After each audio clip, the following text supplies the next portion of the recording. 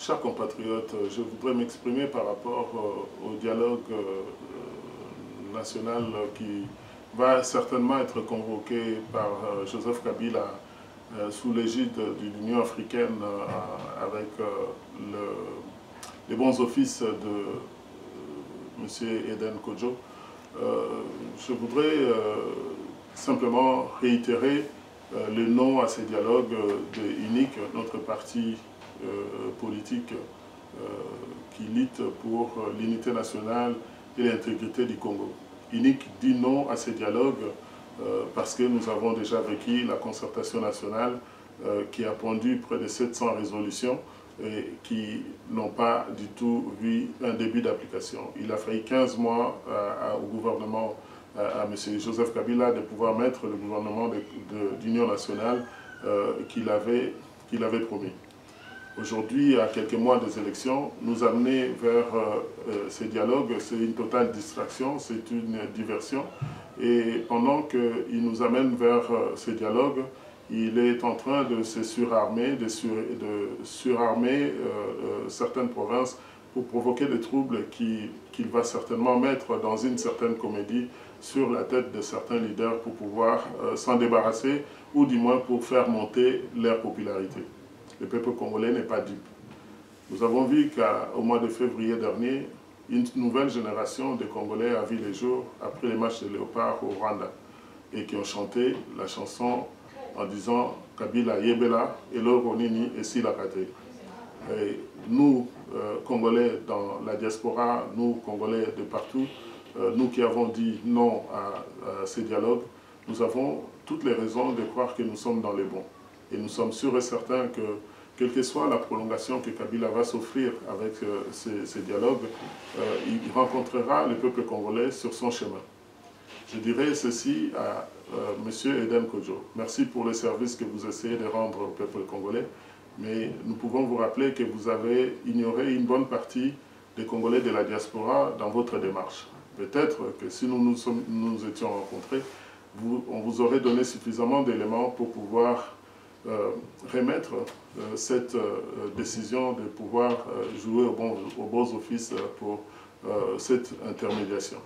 Parce que vous ne pourriez pas faire de l'intermédiation entre une personne sourde et d'autres personnes qui sont muettes, je dirais, le langage des sourds, Kabila, avec Kabila c'est le langage des sourds. Et aujourd'hui, il y a un gouvernement et un régime qui est en train de tomber, vous a donné toutes les raisons.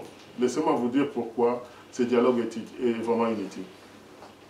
L'organisation des élections est un processus.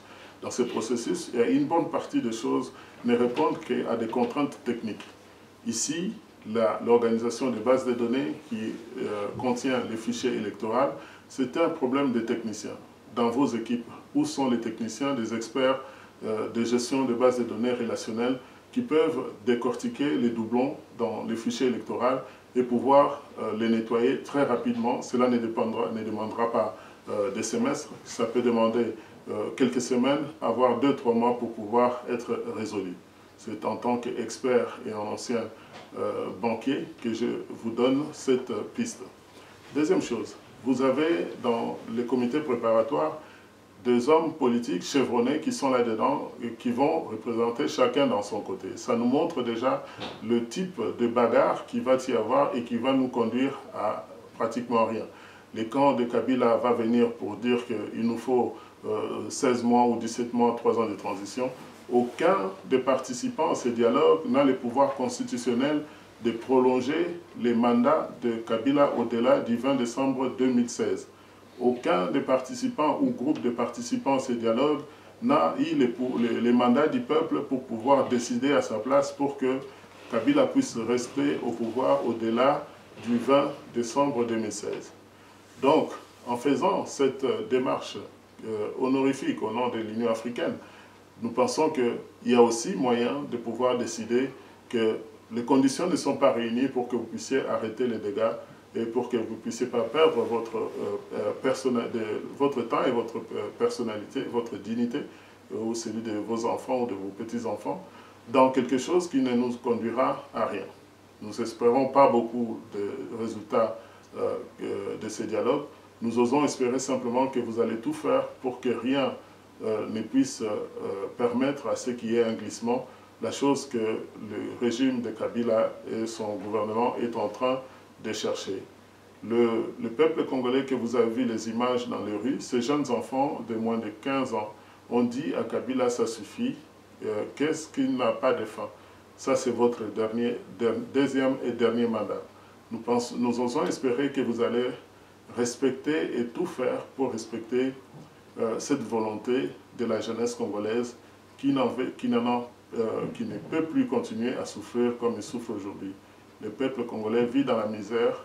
Dans ce pays, la ville de Kinshasa, où vous allez visiter pour faire ces bons offices, sortez des sentiers battus pour aller un petit peu dans les rues de la cité.